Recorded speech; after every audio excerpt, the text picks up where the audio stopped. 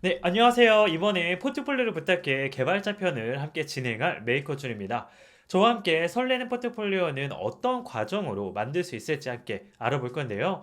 제가 사전 질문을 통해서 여러분이 포트폴리오에 대해서 가지고 있는 막연함이나 어려움들은 어떤 게 있는지 한번 미리 살펴봤어요. 많이 나왔던 내용들로는 이런 게 있었던 것 같아요. 내 역량과 강점을 표현할 핵심 키워드 찾기.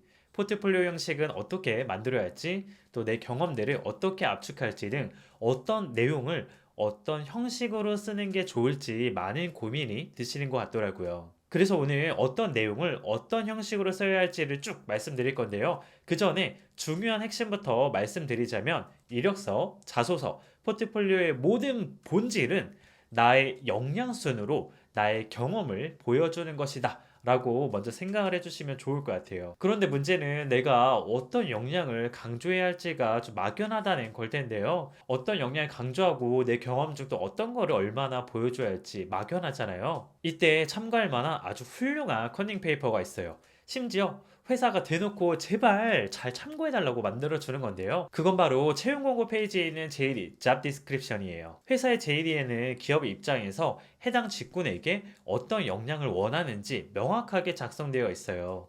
그래서 JD를 잘 분석하면 포트폴리오뿐만 아니라 자소서, 이력서에서도 무엇을 강조해야 할지가 훨씬 더 분명해져요.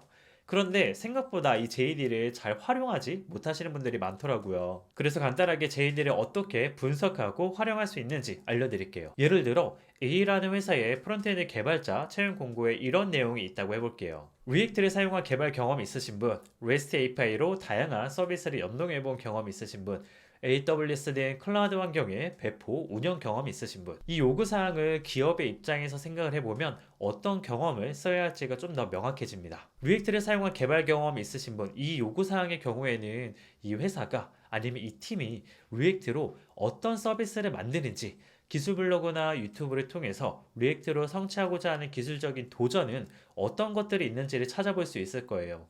만약 그 회사의 기술 블로그를 보는데 실시간 메시지를 주고받는 채팅 기능을 최근에 집중해서 만들었다 라는 그런 과정을 살펴볼 수 있다면 리액트를 이용해서 채팅 기능을 만들 때 필요한 경험과 도전들은 어떤 것들이 있는지 찾아볼 수 있겠죠. 그리고 이제 REST API로 다양한 서비스를 연동해 본 경험이 있으신 분. 이 경우에는 회사가 얼마나 다양한 서비스에서 REST API를 연동하는 작업을 하고 있는 것 같은지를 한번 살펴볼 수 있을 것 같아요. 예를 들어 배달의 민족, 웬만 해도 배민원, 비마트, 배민 스토어 등 다양한 서비스를 운영하고 있거든요.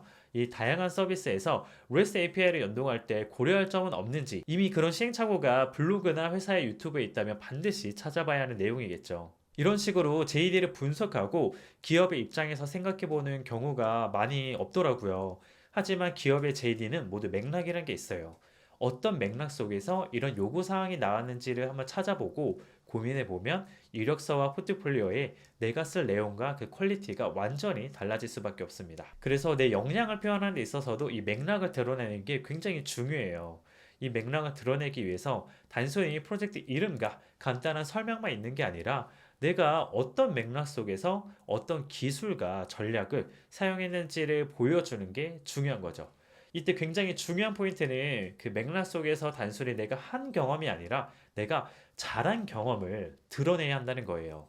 그래서 리액트를 사용한 개발 경험이 아니라 어떤 맥락 속에서 리액트를 잘 사용한 개발 경험, REST API로 서비스를 연동해 본 경험을 넘어서 어떤 맥락 속에서 REST API를 잘 연동해 본 개발 경험, AWS 클라우드 환경에서 배포 운영한 경험에서 그치는 게 아니라 어떤 맥락 속에서 배포 운영을 잘한 경험을 써야 하는 거죠. 그래서 각각의 JD에 있는 요구사항별로 잘한다라는 건 어떤 모습인지 정의를 내려보는 게 필요해요.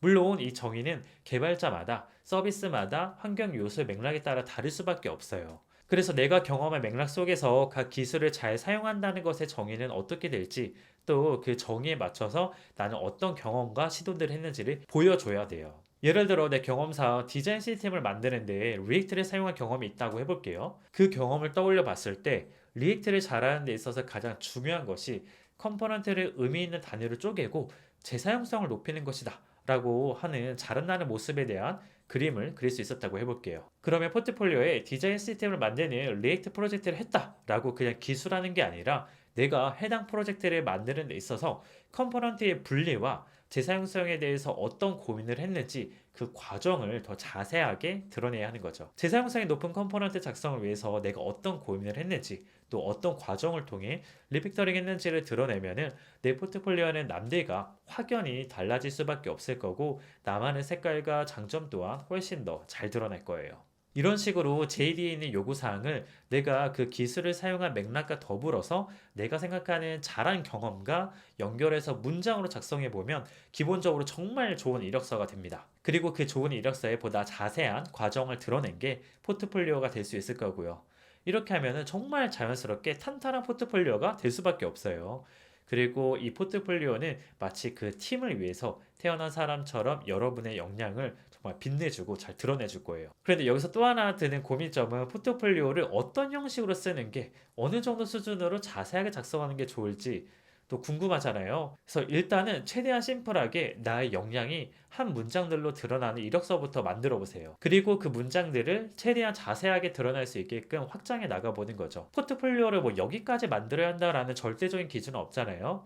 다만 내가 내 역량을 표현하는 데 있어서 필요한 경험은 모두 다 적어야 하는 거죠. 만약 이 과정이 너무 막연하다면 처음에는 스프레드시트 같은 걸 이용해서 적어보는 걸 추천드려요. 스프레드시트의 어떤 자격 요건과 우대사항을 먼저 적고 각 요건 그리고 역량별로 잘한다는 것의 정의를 내려보는 거예요. 리액트 사용 경험이라고 한다면 아까 앞에서 이야기한 컴포넌트를 의미 있는 단위를 쪼개고 재사용성을 높인다라고 써볼 수 있을 것 같고요. REST API 경우에는 API 변경이 자주 발생하더라도 최신 API를 볼 수 있게 문서를 뭐 자동으로 업데이트하는 것이라고 또 적어볼 수 있을 것 같아요. 그리고 이런 잘하기 위해서 이런 잘한 경험을 위해서 내가 했던 시도들과 그 과정들을 적어보는 거예요. 보통 이 잘하기 위해 했던 경험을 다른 사람들과 너무 비교하느라 좀 자신 없어 하는 경우도 있는데 일단은 다 적어주세요. 포트폴리오를 만들면서 그 해당 작업을 또 더 개선시켜 볼 수도 있잖아요. 그래서 이렇게 경험들을 쭉 적고 나면은 그 다음에는 나의 경험을 증명해줄 자료들을 추가해 보는 거예요. 이게 뭐 GitHub 커밋 링크가 될 수도 있고 해당 고민을 하면서 내가 쓴 회고나 뭐 블로그 글이 될 수도 있을 것 같아요. 뭐 API 독스 같은 경우에는 배포된 페이지가 있다고 한다면 그 링크를 넣어볼 수도 있겠죠.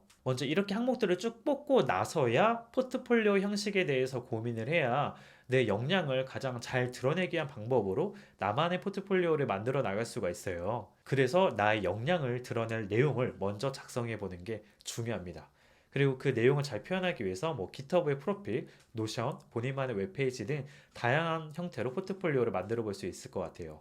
대체로 내가 한 경험에 대한 기록이나 내용이 GitHub에 많이 나와 있으면 사실 GitHub 프로필만 작성해도 충분할 것 같고요. 아니면 블로그나 외부 활동에서 발표한 내용들이 많아서 어떤 뭐 영상이나 뭐 기사 같은 걸로 보여줄 게 많다 하면은 내가 또 노션을 이용할 수도 있겠죠. 그리고 내가 프론트엔드 개발자이고 내가 직접 만든 컴포넌트를 재사용하는 거를 장점으로 보여주고 싶다라고 한다면 나만의 웹사이트를 만들어 볼 수도 있는 거고요. 사실 정리하면은 5개의 스텝으로 매력적인 포트폴리오를 만들어 볼 수 있을 것 같아요. 첫 번째는 JD 분석을 통해 어떤 역량이 필요한지를 먼저 정리해 보세요. 두 번째로는 내가 생각하는 각 역량별로 잘한다는 것에 정의를 내려보시고요. 세 번째로는 그 역량별로 나에게 어떤 경험이 있는지를 한번 채워보세요. 네 번째로는 나의 그 경험들을 증명해줄 근거 자료들을 정리해봐 주시고요. 마지막 5번째로는 그 경험들이 잘 드러날 수 있는 매체를 이용해서 표현해 보시길 바라겠습니다. 네, 여기까지 설레는 포트폴리오는 어떻게 만들 수 있을지 이야기해 봤어요. 그런데 이 과정들을 당연히 혼자 하려고 한다면 막연하고 되게 또 어렵고 지칠 수도 있어요. 그래서 제가 추천드리고 싶은 방법은 이 과정을 다른 사람과 함께 해보는 거예요. 그래야 또 서로 피드백을 주고받고 내가 놓친 부분을 발견하면서 계속해서 개선해 나가는 경험을 해볼 수 있으니까요. 좋은 이력서와 포트폴리오를 만드는 과정은 나의 과거 경험을 정리하는 데도 정말 도움이 되지만 더 좋은 거는 앞으로 나의 커리어는 어떻게 만들어 나갈지에 대한 힌트를 얻는 데도 큰 도움이 되는 것 같아요. 그래서 이 과정들을 통해서 여러분들의 강점이 드러나는 포트폴리오를 만드시고 더 멋진 커리어도 만들어 나가시길 바라겠습니다. 네, 여기까지 메이커준이었습니다. 감사합니다.